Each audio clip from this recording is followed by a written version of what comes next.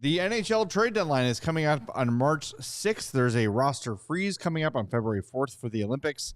And while we're not certain what the Blackhawks are going to do, there are a handful of names that just seem to not go away on the big trade boards. Yeah, it's the ones that we've been talking about for a while. Jason Dickinson and Connor Murphy lead the way for guys that you expect the Blackhawks to move. They're on expiring contracts. We've already heard from multiple, insiders and people around the league saying that, their sources are telling them Blackhawks have been getting calls about both of those players. So it's not surprising. They have skill sets that contenders look for at the deadline. And for rentals, it makes sense. As much as I think we've liked Jason Dickinson and Connor Murphy in the times that they've been here, what they've brought as far as veterans, as far as leadership. I specifically can speak to Murphy and how he's been a person in the community in Chicago since he's been here. He's, I think, the longest tenured Blackhawk currently, and the longest since Jonathan Toews left the team. So, he's been around for a long time, 530 plus games. But I think it makes the most sense from a hockey standpoint and a business standpoint to give him an opportunity elsewhere to contend and actually play real playoff hockey for the first time in his career. I think a lot of what's going to dictate what the Hawks do at the deadline too is where they're at in the standings, right? Like currently with last night's point against Tampa Bay, they have 50 points. I think they're 4 points out of a playoff spot. So they're right there. They went a month without Connor Bedard. They went a month without Frank Nazar. So I really think this concept that there might be an early trade deadline before the Olympics, before February 4th, I think Kyle Davidson's going to wait to see where they're at. I don't think the Hawks will be in a position where he's ready to make a decision yet by February 4th, unless something goes really, really good or really, really bad. But if they keep at the pace they're at, like the win-win, loss, win, loss, like that sort of thing, I think he's going to pretty much hold tight until the last minute.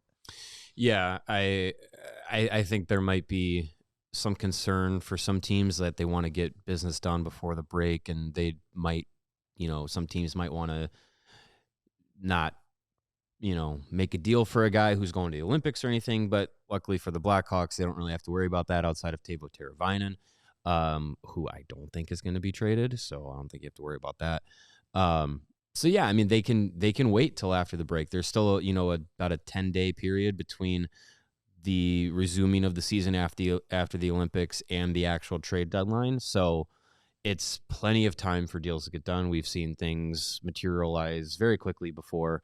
So I wouldn't imagine that compact schedule once you come back from the break is going to deter Kyle Davidson at all. And those conversations, they've already happened. Well, we talked about Murphy, we talked about Dickinson, and Frank Saravalli on CHSN the other day ahead of the Jets game, I believe, mentioned that he thinks the asking price for Jason Dickinson is a second-round pick and a prospect. And to be clear, because he went and compared it to the Mason Marchment and Kiefer Sherwood trades earlier this year, those were not like A-plus prospects. One was like a 25-year-old defenseman.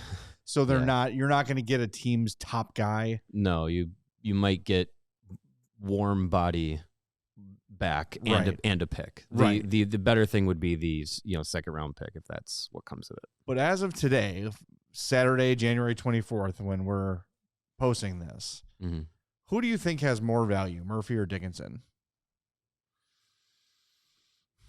I'm trying to think from the perspective of a contender. They're like the exact same kind of guy. Like really solid. Jason Dickinson, solid depth, penalty kill, veteran, locker room, playoff hockey, locker room guy that a contender would love to have as a third or fourth line guy. Be on your penalty kill. Well worth it as a rental to bolster your depth. Connor Murphy, well worth it as a rental to bolster your depth. Big, physical, second or third pair, gonna kill penalties. Right shot defenseman.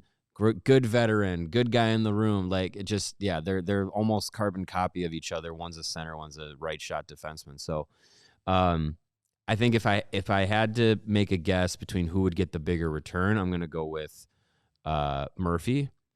And I think it's because he's in that second tier of right shot defensemen available that wasn't Rasmus Anderson, who has been traded. Yeah. So now, you're looking at teams that want to bolster their defense, and they didn't get Rasmus Anderson. He went to Vegas because, of course, he did.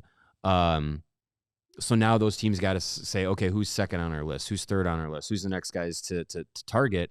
And I think Murphy probably isn't the number one guy on a lot of teams' lists, but teams will get to that point where they miss out on their one or their two, and then they say, well, we do need to get better. We do need to add depth. We do need to add somebody, and we think we're even still a better team by adding Connor Murphy than by doing nothing.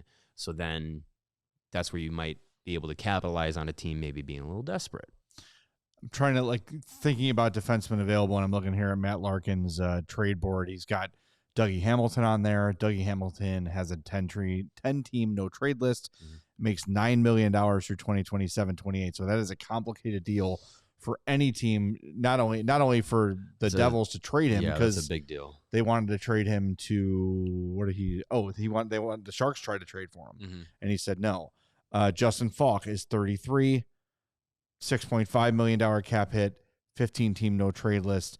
So you're starting to see, especially since the Hawks have a spot that they can retain, Connor Murphy becomes very valuable. And you think about a team like Boston, who was very much in on Rasmus Anderson, and then when they found out there's not going to be an extension, they said, all right, well, without an extension, we're not doing this. We're not giving you the trade package you're asking for. Right. So I think I agree with you. I think Murphy has more value. Interesting on this trade board as well is that Matt Larkin from Daily Faceoff actually has Nick Foligno higher on the trade possibility list than Murphy or Dickinson. I would be absolutely floored if Nick Foligno was traded. I would be too. I just don't see it happening. I don't see it happening. But I think, it's funny. That's their entire leadership group: Foligno, Murphy, Dickinson. Right. I don't see it happening.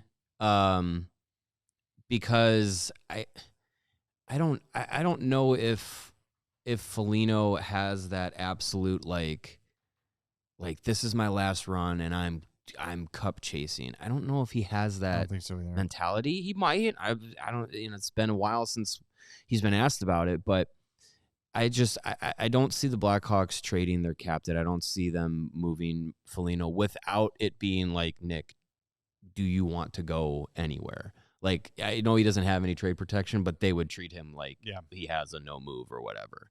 That they would only do it if he absolutely agreed to it. I would be surprised if that happens. I don't see them doing that. I don't either. All right, real quick before we wrap up, anyone you think that we've not mentioned on the Hawks that could be traded? Not mentioned today, or just now in the lead up to the trade deadline? I would say right now. And in the conversations we've had recently, is there a name that would not surprise you, or one that you might want to throw in there as a possibility? Because I think there is a shot they trade Tavo.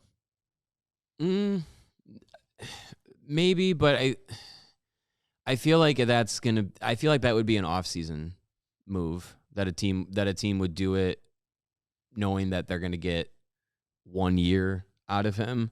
And not have to give up so much because of the cost control for it being a year and change. But I mean, it's not a 0% chance.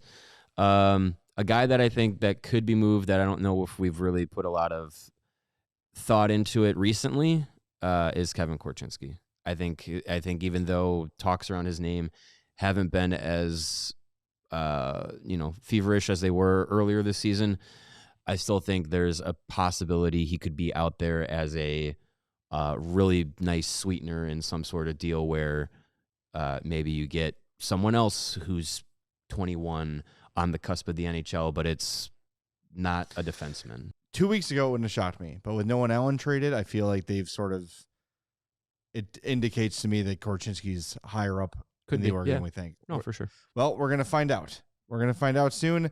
We will be doing this occasionally on these mini pods as rumors come out and as news dictates. Thanks for listening.